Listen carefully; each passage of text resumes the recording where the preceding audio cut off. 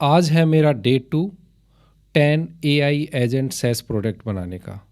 कल से मैंने एक नई जर्नी की शुरुआत की है जिसमें मैं 10 एआई एजेंट सैस प्रोडक्ट बनाने वाला हूं और वो पूरी की पूरी जर्नी मैं यहाँ पे आपके साथ डॉक्यूमेंट कर रहा हूँ। और मैं डेली बेसिस पे आपके साथ अपडेट शेयर करता रहता हूँ कि अभी तक मैंने क्या कवर किया है और आगे क्या कवर करने वाला हूँ।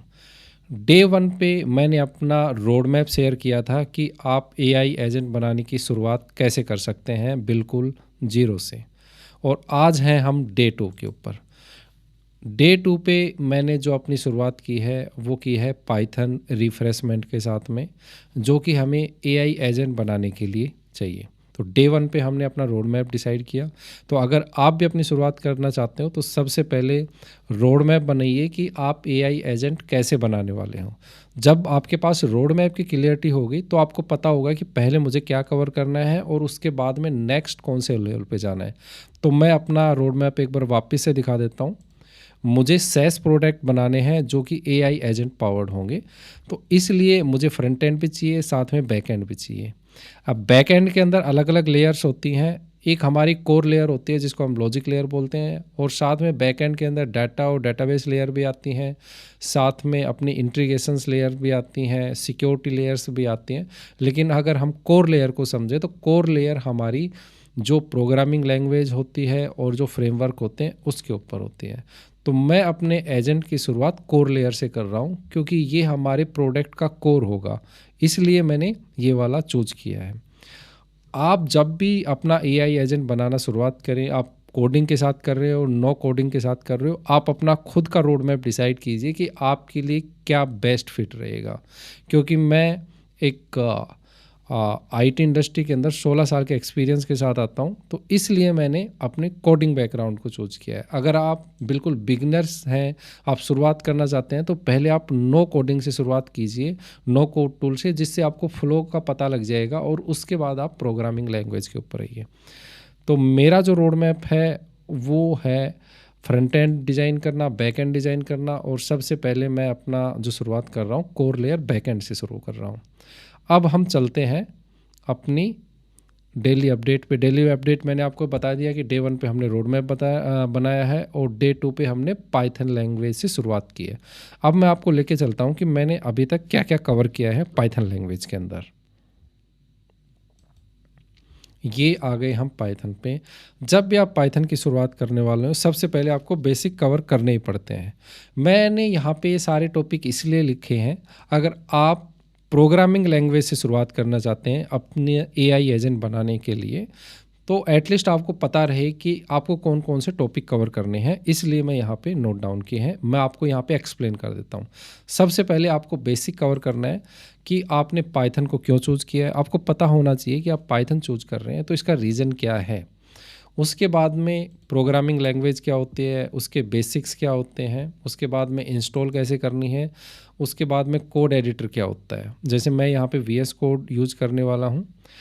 उसके बाद में आपको आईडी, अब मैं आपको केवल हाई लेवल पे यहाँ पे बता रहा हूँ। अगर आपको डीप डाइव जाना है तो यूट्यूब पे आपको बहुत सारे वीडियोस मिल जाएंगे और वो आपको बड़े अच्छे से एक्सप्लेन करके बता देंगे। मैं आपको हाई लेवल पे इसलिए कवर कर रहा हूँ कि आपको पता होना चाहिए कि आपको कौन कौन से टॉपिक कवर करने हैं एआई एजेंट बनाने के लिए। उसके बाद में मैंने कवर किया है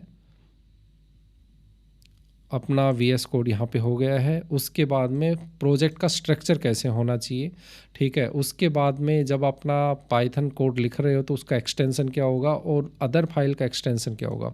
आपको एक बेसिक जानकारी होनी चाहिए कि .md फाइल क्या होती है, .txt क्या होती है, .py फाइल क्या होती है, जिससे आप अपने फाइल को समझ पाए जब भी वीएस कोड के अंदर लिखेंगे।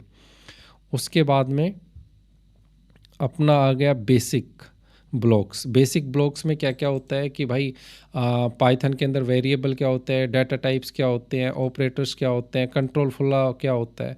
अगर आपको ये अभी बहुत ज़्यादा लग रहा है कि यार इतने ज़्यादा कैसे एक दिन के अंदर हो गई, क्योंकि मैं यहाँ पे जस्ट रिफ्रेशमेंट और आप लोगों के लिए बना रहा हूँ जिससे आप कवर कर पाएंगे कौन कौन से टॉपिक आपको कवर करने हैं। ओके, उसके बाद में हम चलते हैं यहाँ पे अपने नेक्स्ट। ये आपको समझना होगा कि सिंटैक्स कैसे काम करते हैं पाइथन के अंदर। जब भी कोई एरर आएगी तो आप उसको ईजिली हैंडल कर पाओगे पाइथन के अंदर। अब इसका एक फॉर्मेटिंग और स्टाइल भी होता है, ठीक है? उसको आपको प्रॉपर फॉलो करना चाहिए। तो ये वाला अगर आप देखोगे ना पेप 8, तो उसी के अंदर डिसाइड किया हुआ है कि आप पाइथन प्रोग्रामिंग का सिंटैक्स कैसे है, ऑफ़िशियली आपको कैसे यूज़ करना चाहिए, क्या फ़ॉर्मेट होता है, कहाँ पे आपको स्पेस लगाना है, उसके बाद में अगर कोई एरर आ रही है तो उसको कैसे हैंडल करना है, वो कौन-सी लाइन के अंदर है, वो पूरा का पूरा यहाँ पे डिफ़ाइन है। अभी आज के टाइम में आपको केवल अंडरस्टैंडिंग होनी चाहिए। आप एआई की हेल्प ले सकते हैं, लेकिन एआई की हेल्प भी आप तब ले पाएँगे जब आपको पता होगा कि आपको करना क्या है और कैसे करना है।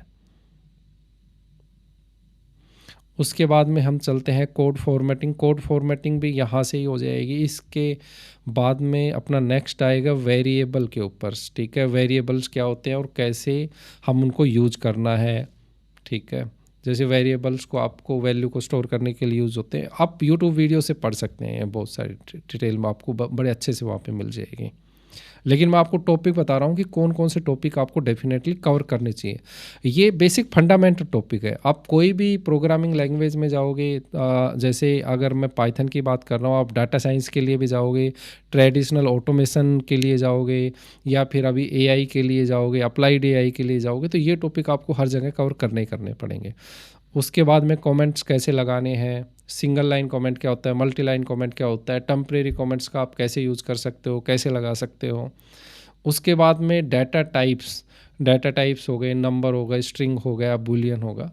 तो ये चीज़ें मैंने अभी तक कवर की हैं अपनी पाइथन प्रोग्रामिंग के अंदर, जो मैं अपना रिफ्रेशमेंट कर रहा हूँ। उसके बाद में जब अपनी पाइथन प्रोग्रामिंग कंप्लीट हो जाएगी, उसके बाद में हम एआई फ्रेमवर्क शुरू करेंगे लैंगचैन और लैंगग्राफ के लिए, क्योंकि एआई एजेंट बनाने के लिए ये दोनों कोर है, फ्रेमवर्क है। तो सबसे पहले आप भी अगर आप शुरुआत करना चाहते हैं अपना कोडिंग एआई एजेंट बनाने के लिए, तो सबसे पहले अपना रोड मैप डिसाइड कीजिए। रोड मैप के बाद उसमें सबसे पहले कोई भी एक टेक्नोलॉजी स्टैक चूज कीजिए और उसके बाद शुरुआत कर दीजिए। ठीक है, कल मिलते हैं एक नए वीडियो में नए अपडेट के साथ। Thank you, bye.